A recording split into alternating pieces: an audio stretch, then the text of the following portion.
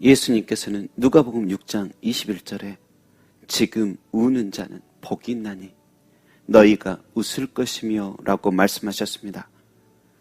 보통 사람이 운다는 것은 내가 잘못하거나 어떤 누군가가 잘못할 때일 것입니다.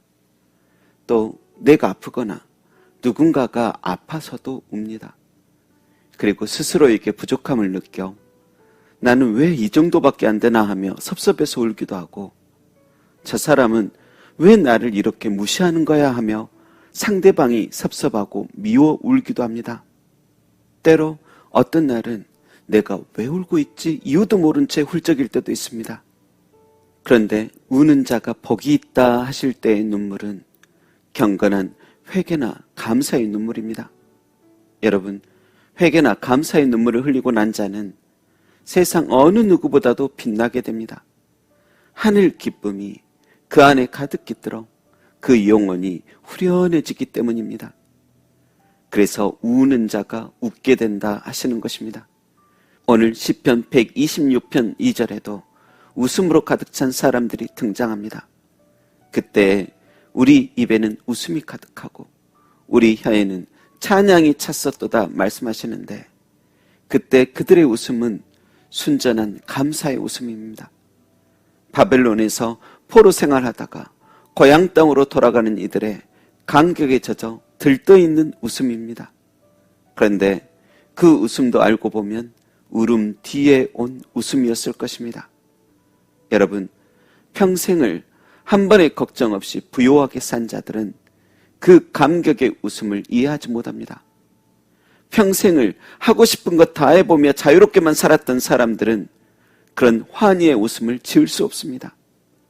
땀이 온몸을 적실 정도로 노동해 보았어야 그 밥맛과 물맛을 알죠. 밤늦게까지 사람들 비 맞추며 고생해 보았어야 주말 안식의 행복을 알죠. 구원을 받아 보았어야 구원의 기쁨을 알죠. 그런데 포로되어 살다가 고향으로 돌아가는 이들이 짓는 웃음은 고생과 수고를 해본 자의 웃음, 구원을 받아본 자의 웃음, 참된 자유를 아는 자의 웃음입니다. 그들이 한 명 한 명 뜨거운 회개를 했는지 안 했는지는 모릅니다.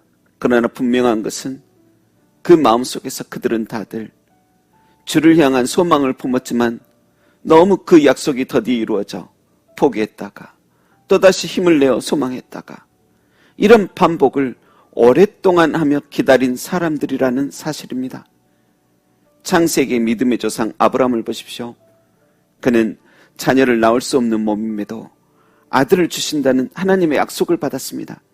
그런데 아브라함도 역시 간절한 소망을 품었지만 너무 오래 걸려 포기도 하고, 또다시 믿음을 가지고 간절한 소망을 거쳐 오랜 기다림 끝에 약속의 이루어짐을 경험하였습니다. 특히 하나님께서는 아브라함이 다 포기하고 싶은 때에 찾아오시어 아들 이름까지 지어주시는데, 그 이름은 웃음이란 뜻을 가진 이삭이었습니다. 여러분, 믿음의 조상 아브라함도 이삭을 얻기 위해 그 웃음을 얻기까지 오랜 기다림 그리고 오랜 고생과 수고를 거쳤습니다. 많은 울음 뒤에 그 웃음이 온 것입니다.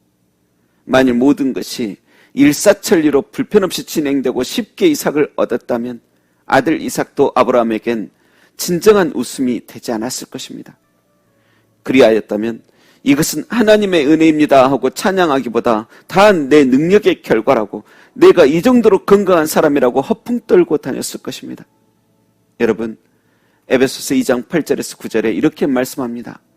너희는 그 은혜에 의하여 믿음으로 말미암아 구원을 받았으니 이것은 너희에게서 난 것이 아니요 하나님의 선물이라. 행위에서 난 것이 아니니 이는 누구든지 자랑하지 못하게 함이라. 여러분, 이삭이 그토록 오랜 기다림 후에 온 이유는 누구든지 자랑하지 못하게 하려 하심이었습니다. 이것은 결코 하나님의 은혜 아니면 안 되는 것임을 알게 해주시려고 아브라함이나 사라의 노력과 행위로 난 것이 아니요 하나님의 선물임을 온전히 알려 주님을 찬양케 하시려는 까닭인 것입니다. 그렇듯 시편 126편에 웃음과 찬양이 가득 찬 사람들도 마찬가지입니다. 성경 속 유대인들의 특징은 언제나 하나님께서 주신 풍요를 자기들의 노력과 행위로만 여기고 배교와 배신을 자주 한다는 것이었습니다. 여러분, 호세아 13장 6절에는 그들이 먹여준 대로 배부르며 배부를수록 그들의 마음이 교만하여 이로 말미암아 나를 잊었느니라고 말씀합니다. 신명기 32장 15절에도 네가 살찌고 비대하고 윤택하며 자기를 지으신 하나님을 버리고 자기를 구원하신 반석을 업신여겼다고 말씀하십니다. 이렇게 유대인들은 자꾸 하나님의 은혜를 자신의 공로로 바꾸기 좋아하고 배부르고 윤택할 때마다 하나님을 버리고 있다가 결국 멸망하여 다른 나라에 포로되는 것이 그들의 잦은 습성이었습니다. 그런데 그들은 반대로 꼭 눈물골짜기 지나고 오랜 기다림을 거치고 나면 그 믿음이 오히려 더욱 보배로워지곤 합니다. 하필이면 많은 울음이 끝난 후에야 진정한 웃음을 짓고 이것은 다 내가 잘해서 이 정도까지 된 거다 하는 그 헛된 자랑과 자아를 내려놓고 나서야 그 혀에 찬양이 채워지는 것입니다. 여러분, 본문 마지막 절에도 보면 눈물을 흘리며 씨를 뿌리는 자는 기쁨으로 거두리로다. 울며 씨를 뿌리러 나가는 자는 반드시 기쁨으로 그 곡식단을 가지고 돌아오리로다 라고 말씀하십니다. 반드시 무작정 울어야만 된다, 고생을 맛봐야 한다가 주제가 아닙니다. 모든 것이 은혜임을, 살아가는 하루하루가 어두운 날이든 맑게 개인 날이든 간에 모든 순간순간들이 하나님의 은혜임을 잊지 말고 살라는 것이 참된 주제입니다. 여러분, 정말 모든 순간은 하나님의 은혜입니다라는 생각이 들지 않는다면 우리의 입은 결코 참된 웃음과 찬양으로 채워질 수 없습니다. 특히 울며 씨 뿌린다 하셨는데 유대인들은 포로로 살다가 고향으로 정착했는데 땅이 오랫동안 경작하지 않아 불모지가 되어 있음을 바라보게 됩니다. 게다가 비도 잘 오지 않습니다. 그래서 뿌린 씨앗이 싹이 날까, 과연 열매를 맺을까 솔직히 자신 없습니다. 만일 옥토밭이었다면 어련히 잘 자라날 것 같기에 간절히 울며 기도하지도 않을 것입니다. 하지만 지금은 자기 노력과 경험과 지식을 총동원해도 가능성이 낮아 보입니다. 그렇다고 기적처럼 고향에 왔는데 다른 곳으로 또다시 이주할 수는 없습니다. 그래서 온전히 하나님의 은혜만 또 바라는 것입니다.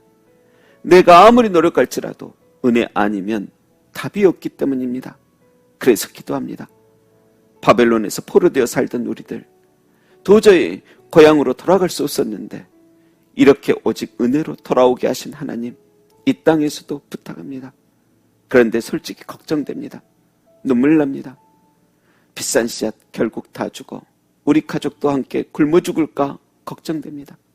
그래서 주여 주여 부르며 간절함 담아 울며 씨를 뿌리는 것입니다. 현실은 암담하지만 이 씨앗이 곡식단이 되어 돌아올 것을 믿음으로 바라보며 내 눈물이 기쁨이 되어 돌아올 것을 또 믿으며 울며 기도하며 씨 뿌리는 것입니다. 그리고 그들의 결국은 그 입의 웃음과 그 혀의 찬양으로 또 채워지게 됩니다. 여러분, 우리도 그 오랜 기다림, 그 눈물과 슬픔들이 우리의 믿음을 더욱 성숙하게 하고 살아가는 모든 순간들이 하나님의 은혜 없이는 살 수가 없음을 진실로 알게 되길 소망합니다. 때로 우리는 성도일지라도 나와 내 가족만 행복하면 돼 하는 바람으로 지나친 행복을 위해 욕심부리다가 오히려 불행의 늪에 빠지곤 합니다. 그러나 또 어떤 이들은 교회를 다니지 않음에도 모두가 행복하기를 바라며 자족할 줄을 알고 겸손하고 겸허하며 순간순간이 하늘 선물임을 알고 감사히 살아가는 사람들도 있습니다. 하물며 그리스도인들은 어찌하겠습니까? 우리 그리스도인들은 죽을 죄인 구원해 주신 것 감사하다고 찬양 부르는 사람들입니다. 내 대신 예수님이 십자가에 돌아가셨다고 신앙 고백하는 사람들입니다. 그런데 정작 은혜를 모르고 살면 되겠습니까?